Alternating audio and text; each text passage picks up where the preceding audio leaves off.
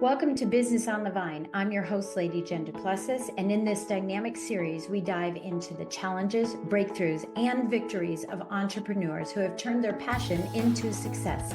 Welcome. Well, here we are, everybody. Thank you so much for joining us today. We're just chit-chatting as we get started here today. Welcome to Business on the Vine, and welcome to my guest today, Dr. Cynthia Bentzen-Mercer, and welcome. Thank you so much. Thank you for having me. Yeah, of course. Yeah, I mean, my pleasure to have you. And it's good to just get to know other women that are strong and have a lot of grandkids. I've got a bunch of them as well. So I know how it goes. Yeah. Well, let me introduce you real quickly. So Cynthia is a USA Today bestselling author. She is an executive coach and a human capital strategist, and that's what we're going to be speaking about today. She's a creator of two frameworks. One is called Now, Near, Next. And if you're watching and not listening, you'll see that behind her. A practical guide for mid-career women who want to move from professional serendipity to international or intentional advancement. And then the second is Human Capital Investment Strategy, HCIS, which sounds so familiar to what my husband calls me, by the way. He calls me HCIC, head chicken charge. That's what he calls me all the time. Love that. Yeah, he's like, this is my HCIC, which is 6 steps to cultivate potential and yield a competitive advantage, with your workforce. So you come to the intersection of strategy and soul and helping leaders and organizations move beyond outdated paradigms and into substantial personal growth. So I want to talk to you. Thank you so much for being again here. I really appreciate it. I want to talk to you about, because this is business on the vine, right? And we're hearing through the grapevine. I want to talk about how you got started in business and some of the challenges that you experienced as you got started. That's a big question. So sort of happenstance. I started with an undergrad in broadcasting and film, and really thought that I would retire Barbara Walters and go down that path. But Right. she never retired, right? So Right. I had to pivot. I had to choose a different path. And so I landed in business, really just to pay the bills. Well, I thought I was going to pursue broadcasting. And I had a phenomenal female mentor. I was just a very, very lucky. Mm-hmm. I had a woman who included me in everything. And so many meetings that I had nothing material to add, but I could listen and watch and observe and take it all in. And it really ignited for me a love of business. And I then fell into human resources through the human resources line of things. I think because of that connection to loving business, but always having this connection with you have to do it through people and Yeah. understanding that connectivity. Um, so that really launched my career in terms of human resources and then just growing and developing and expanding as a business leader. I think the biggest challenges is that my career, like many, I'm sure yours, accelerated very quickly. And so I was a young woman in Mm-hmm. business Mm-hmm. Mm-hmm. in very male dominated Oh, yeah, industry. Right? absolutely. Mm-hmm. And so, eventually I wasn't the youngest anymore, sadly, but for a very long time, I was not only the only woman, but I was the youngest member of the executive team. And as you can imagine, it just created a whole lot of uncertainty, how to play the rules, um, and what my place was Yeah. in that space. Yeah, yeah. But it's very interesting because yes, I had the same, similar thing in financial services. I was a token woman, and everything. And, it's challenging because you want to be careful that you don't go over the line of what is perceived as emotional to men, right? And so as Mhm. women, from the era that we come from, as we built up that armor to be a little That's right. stronger than a lot of the women now. And yet, at the same time, I know now the armor's off and I'm finding all that femininity in my practice that I didn't have before. Now, that's not to say that I don't go back into the masculine, like no one's going to roll over me, no one's going to go right. And I think that you probably find that too is, um, especially, because I know that you do a lot of work with women as well. And I don't, which is interesting. I work with men and women, but you probably had that sensitivity to make sure that they don't build up that armor and say, just be you. Right. Lady Yeah. Jen, I will tell you that's new for me. I 1000% relate to what you just said, Yeah. being governed by our minds, Yeah. because that's the way that you continue to survive in that environment is to be very cerebral, Yeah. very lead with intelligence, so that Stoic. you stoic, buttoned Mhm. up, so that you could be Mhm. taken seriously. And Yeah. I would be honest with you, and I coach men and women. I do have a particular love and affection for coaching women. It's Yeah. definitely passion. But I would tell you in the last probably 6 months, as I've continued to grow, and Yeah. as I've continued to go through my own discovery of how do I tap in more to that emotional side, that spiritual side, that heart side of who I am, to Mhm. better connect with individuals at a deeper level. And it's taken work. There were Yeah. 30 Well, and years of yeah. armor. Oh, I know. And being authentic, right? Because that's where the authenticity truly comes in. And I think that's really important, to understand. And, for guys that you guys are watching and listening, thank you, first of all. Right. But for that, it just, even the way that I dress is different than I Mhm. used to. And I thought, okay, wait a minute, I can really show, who I am. Maybe not today. I'm just saying in general, I can, really Sure. show who I am. And I think that's really cool. Okay, so that's one of the challenges you had in your business when you started, so tell us a little bit about, what, this is business on the vine, right? So I'm going to say we're going to plant some seeds, we're going to harvest some ideas. Talk about some ideas as you look back on this process that you had as for someone who's listening in and saying, well, I'm going to start this new business. I've transitioned from something into this entrepreneurial world. What are 3 tips you'd want to give them to start off the right way from your Mhm. perspective? I think the first thing you have to do is you have to have intentional time every single day. And so what I've really adopted is a 7-minute pivot so Mm-hmm. that every day, every person can find 7 minutes, more Yeah. than five, less than 10. And you have to take that 7 minutes to really put a stopwatch, get out a paper and a pen. What is the one thing you can do today To move the to needle. move forward? The one thing you can do today to move forward. And Yeah, I I'll be love that. honest, 7 minutes at first, and the clock can seem everything from daunting. How am I going to spend the 7 minutes Right. to too fast? But my experience, even this morning, was I had 100 things on my mind. What was the one thing I could do today? And the one thing was prepare for this podcast. Yeah. The one thing was show up, be present, be ready. That's the one thing you can do today to impact the lives of others, which ultimately is my goal. I want to help Yeah. other people move forward. So that's the one thing, is to get really clear and really focused. You don't Yeah. have to eat the elephant all at once. Right. Right. I think the other thing is put your aspirations into the universe. When you tell other people what your dreams and aspirations are, it's amazing how many rooms they will share that, the rooms that you're not in. We often think we have to do it all on our own, and that it's our single opportunity to get it out there. And I think when we start to really tell one person, other people, what it is that we aspire to do, it's amazing what can begin to flourish. And I think the third thing is have a trusted coach. And I'm Yeah. sure you can appreciate, have a trusted coach. It's one of my Coaches need 5 coaches. things. Yeah. Right. Coaches need coaches. I have a coach. Yeah. We all need someone who Mhm. is continuing to help us grow and develop and expand. Yeah, I love that. Great advice and great counsel for people. Yeah, thank you so much.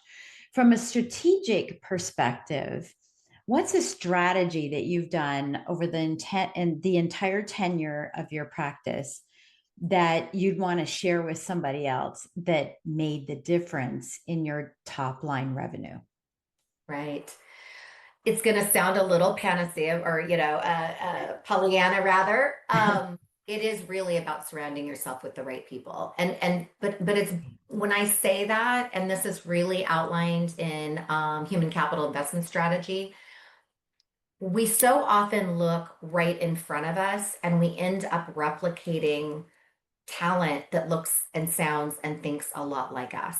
Mm-hmm. And so how do we think about where are your superpowers? Where are the things that you do incredibly well and better than most, spontaneously, consistently? And then where are those individuals that can make up your spaces? Yeah. You don't have to be great at every single part of the business. Oh, you can't be. You can't Let be, me just tell right? you, you can't be. You cannot be. It's not Um, possible. Yeah. that's exactly right. But I think oftentimes we want to sort of master everything instead of recognizing that you have a unique gift and superpowers that are only unique to you. And how do you then supplement with people around you that maybe are outside of your normal circle? Maybe Mhm. there are people that don't look like you or think like you or have the same background that you have.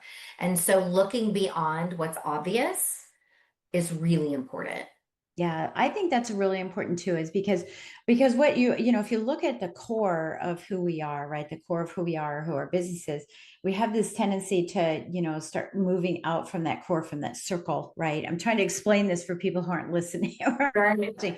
It's like a bullseye, right? We're in that core, and then we start expanding out from there. The further we can get out, actually, the better it is. Mhm. Because everyone has ideas, and that's why we have such a variety of people that come on the show, is that there's such a variety of ideas that make business tick, that it doesn't have to just be the business of business, or that you're doing the same type of coaching or the same type of avatar. We all can have different avatars and approach business in a different way. And so I think that's really powerful. Thank you so much for that. I think that's great. So let's talk about the competitive edge. Right now there are so many entrepreneurs.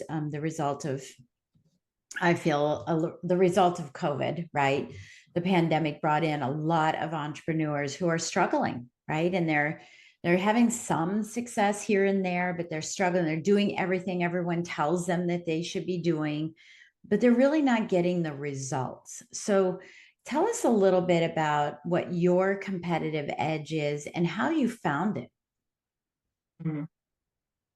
I think it gets back to something you said earlier, which is the fact that first of all, it's having an abundance mentality rather than a Yeah, scarcity mentality. of There's course. there are a lot of entrepreneurs, but there's a lot of need as well. Yeah. Um, Being very clear on your avatar is one of the things that I think has been the most critical. So you're right, we all have different avatars. Some of us have the same, but our approach and our style, how do you live into your authentic self? Where are your gifts and talents? And then focusing directly on your avatar. I think that's another thing that entrepreneurs I suffered with early was there's a lot of things I can do, right? I had 30 plus years of Yeah. corporate experience. Yeah. So I'd have people come to me and I'd said, can you do this? Can you do? Sure, I can do this. I can do that. And so you're Uh-huh. sort of scattered, right? It's that Right. it's that awful place you get into where you're sort of a jack of all trades, master of none. And so your Right. brand is sort of all over the place because you can.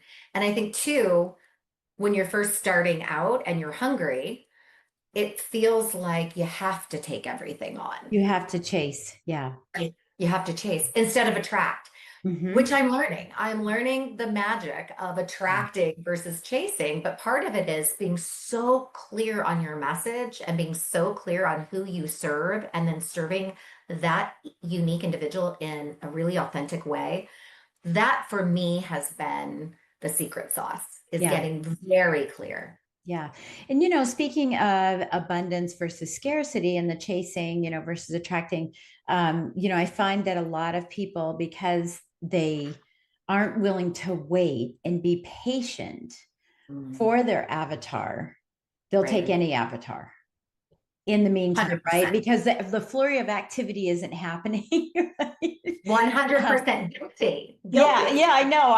Because I asked you one of Yeah. your struggles, right? Yeah. Yes. Yeah, and that's what ends up happening is, it's like, well, I'm not getting anything from my true avatar, so I'm just going to pretend like they're still my avatar, but I'm going to go after everybody else because then I'll feel like I'm getting something, but you're getting nothing. You're just absolutely getting nothing. Yeah, I think that's really important. Thank you for sharing that. Yeah, I think that's great.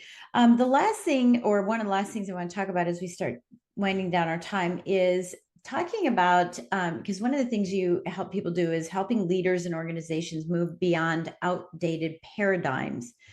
Tell me a little bit about what your position is on an outdated paradigm, because we know that a lot of business owners um, came from corporate. I'm not saying everybody, but a lot came from corporate. And so we have whatever experience we had there, right? Good, bad, or indifferent. And Exactly. now we're bringing that experience in and saying, well, now that I'm in the position, I gave myself the raise and the promotion to be the owner of this company. I'm going to do what I saw. Monkey see, monkey do, right? I'm going to do what I saw. So tell us about some outdated paradigms that are out there and what we should be expecting as business owners in order to thrive and survive in this environment of hybrid, virtual, having a team, not having a team, using AI partially, give us some ideas on some outdated paradigms that we want to let go. Right. Thank you for asking. It's one of the things that I'm particularly passionate about. In a really summary, it is that when you look at the data in terms of how organizations attract and select talent Mm-hmm.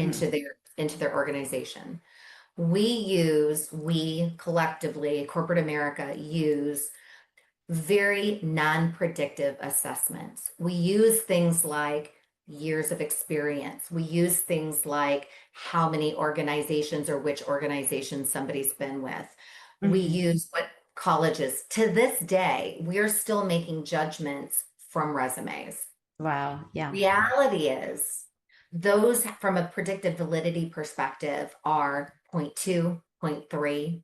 Mm-hmm. And so we limit ourselves from having really the best and the brightest talent. So one of the things I'm so passionate about is this crazy argument around meritocracy versus performance. The Mm-hmm. reality is they are not mutually exclusive. Right. Right. We can have both, but if we're going to advertise for the person that has 15 years of experience in this very narrow market, in this very narrow industry with this, particular pedigree, Yeah.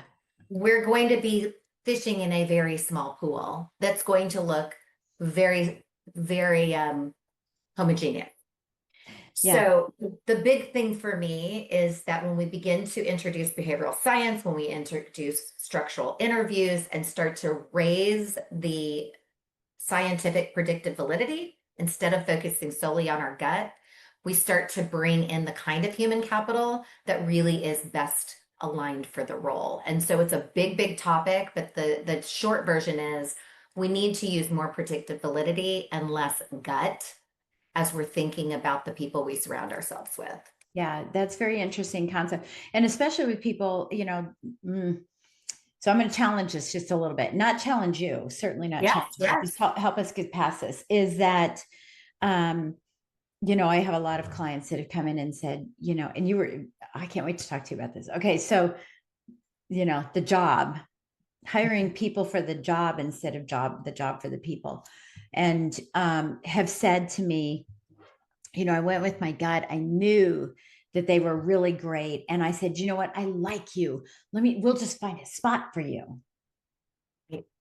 We'll find a spot for you versus this is the position I'm hiring for, right? To see if they can do the tasks, to see if they have the demeanor to be able to handle whether it's client facing or not, outward facing. These are the people that I'm looking for, as opposed to going with the gut. And that seems to be one of the worst, because what I focus on in my coaching is hiring a world-class team, right? And So becoming the manager and the leader that you should be with that team. And so this is Mhm. right in alignment with that. So share with us a little bit about this, the gut piece of this, because everyone's going to be saying, well, no, I have to follow my intuition. I have to follow my gut. So share with us a little bit more about this. Why is our gut not the way to go? Right, right. It's a both and. Yeah. I Yeah. think absolutely. I think what you'll find in human capital investment strategy is the theme or the through line is it's a both and. Mhm. There is something great about likability, but oftentimes it's this halo effect, right? I like you in the interview. I think that you have a great culture alignment. Right. That's great. We want that. Yes. But Yeah. if your talents don't align to what I It's ultimately not. need, Yeah. right? If it's beyond what you can do for 60 minutes in an interview, I have high likability, but if I don't have the right talent alignment for the role. And so Bingo. I think it's right. So it's both and. I Yeah. definitely want to trust that you're going to be a great fit within the culture and the team.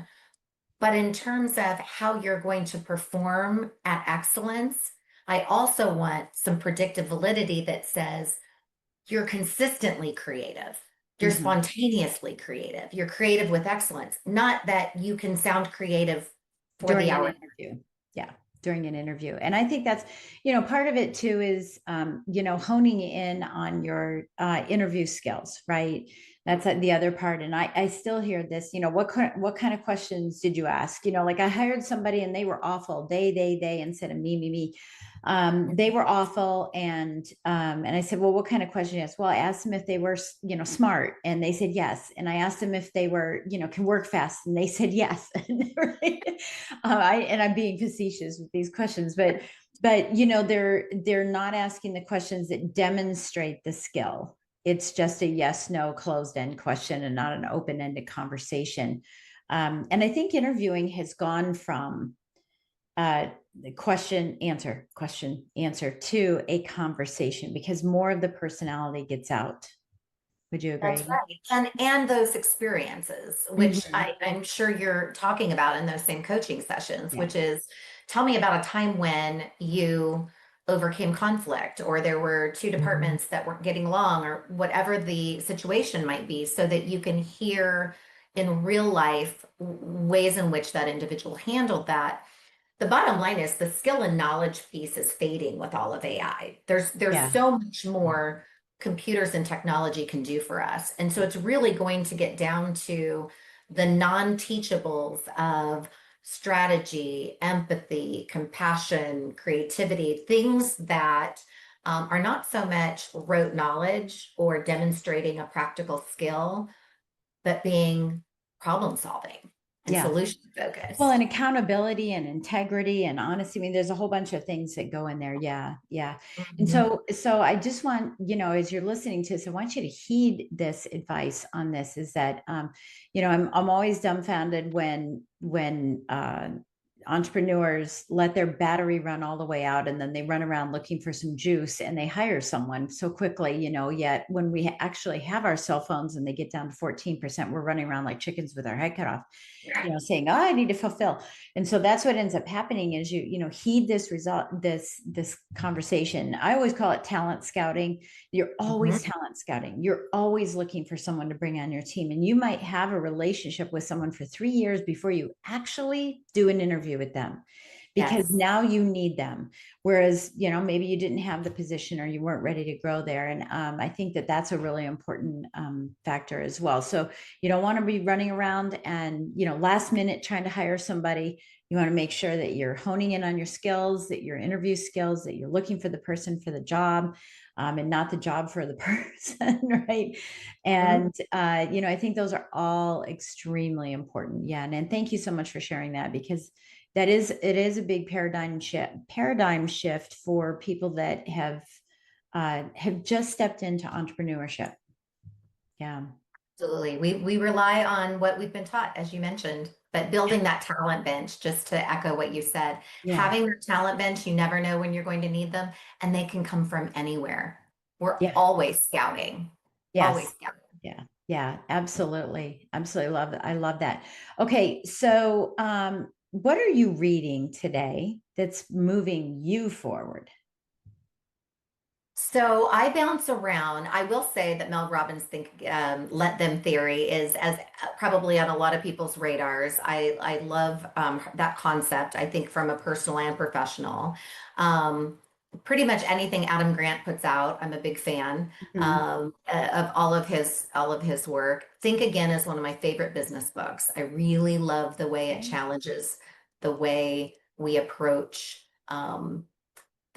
Things. We're so wired to do things the same way we've always done them instead of recognizing that, maybe there's a more creative way to go after this particular problem. Yeah. Well, sometimes we grow, but the way we did it doesn't. Does that make sense? So Yeah. we're growing. It's like when they say about marriages, I've been fortunate next month we'll be married for 42 years. But people say, we grew apart. Well, the reason you grew apart is because one person grew and the other one didn't, right? Right. And the same thing holds true with what you just said here is that you're growing, but you're still deploying old methods that worked for the old you. Mhm. And it's And actually pulling you back. Yes? that's What were you going to say? exactly right. Exactly right. I didn't mean to step on you. Those okay. Which I think is why it gets back to I'm super passionate about this practice of the 7-minute pivot because it is a daily practice Mhm. of stopping and really allowing yourself focus time to think nothing other than the Mhm. one thing you're going to do today to move forward in a positive direction. And only a tiny pivot over time 200, 2,555 minutes if you do 7 minutes a day. Right. And I'm thinking that's a fair amount of progress. If you're moving at just 7 minutes a day, it sounds very little, but it can take you Well, very it's far. that 10% rule, right? It's just you just improve yourself 10% every day. At the end of the year, you're improved dramatically. And the There you go. question is, are you doing that? Are you moving yourself 10% or with 7 steps or 7 minutes, every single day? Because if you're not, you're moving backwards in today's world. You're not standing still. You're moving backwards and There's no standing still. exponentially, exponentially Mhm. more than 7 minutes, right? Right. One, yes. It's that old theory, is that adoption, adopting change, those that adopt succeed and those that don't, it takes them twice as long to get there because they have to catch up. Well, and Yeah. to your point, in today's the rapid pace of change, it is that notion of if you're not standing still, you're either taking 2 steps back or 1 step forward. Yeah. Yeah. That's totally, totally it. Yeah. I absolutely love it. Thank you so much. What words of wisdom would you like to leave for our listeners? My parting thoughts would be you have to find time to invest in yourself every single day. You have to find, not when the kids go off to school, not when they graduate college, not when the spouse lands their perfect Later job, on. right? We always want to kick the can. You have to find time every single day to pour into you. And my recommendation is start with 7 minutes, more than five, less than 10. Hmm. Yeah, I love it. Brilliant. Absolutely brilliant. It's been a pleasure to get to know you today, Nice to get Cynthia. to know you as well. Thank you so much. Of course, of course. Okay, so like I always do, let me give you some action items for you to do. So, one is set up an alarm for every single day for you to do a 7-minute pivot. That's how easy it is. And so, if you're the kind of person who does things in the morning, do it in the morning. If you're more energetic midday or evening, do it in the evening, but set it up for you, whatever works for you. And in that 7 minutes, be focusing on the one thing that you could do tomorrow, the one thing that you could do today, depending on when you do that.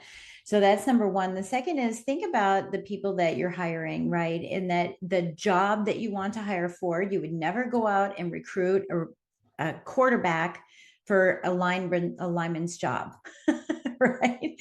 So make sure you're creating your job description, your job task list. If that's all you can do a task list of what you're doing. And now that you have that knowledge, go out and seek them and be that talent scout. And what do you call it? Talent bench builder. Talent Be that bench, build your bench, Build your right? bench. There you go. Build your bench and start building your bench now. Start building your bench. You may not think that you need it now, but you will need it later, and better to do it now than later. Better to know than wonder, what you're going to hire and who you're going to hire. And then the third thing is think about the questions you're asking people. Are they closed-end or are they open-ended? And not to say that you can't have any closed-end questions, but open-ended questions are things that start with share with me, tell me about, thinking back on, how would you do, right? So that you can get more of the personality, more of the behavior, that I don't want to say the attitude, but just their culture that they'll be bringing into your company. So those are 3 things for you to do today just from this podcast. So tune in next time when we give you some more stuff to do. But these are things you should be doing to move your business forward. And with that, Cynthia, thank you so much for being my guest today. It's an absolute pleasure. Thanks, Jen. Thank you. Thank you for having me. Absolutely. Thank you for joining us on Business on the Vine. If you found value in today's conversation and would like additional support, go to supportfromjen.com. Remember, the best ideas are always discovered on the vine. So keep innovating, stay inspired, and continue to grow.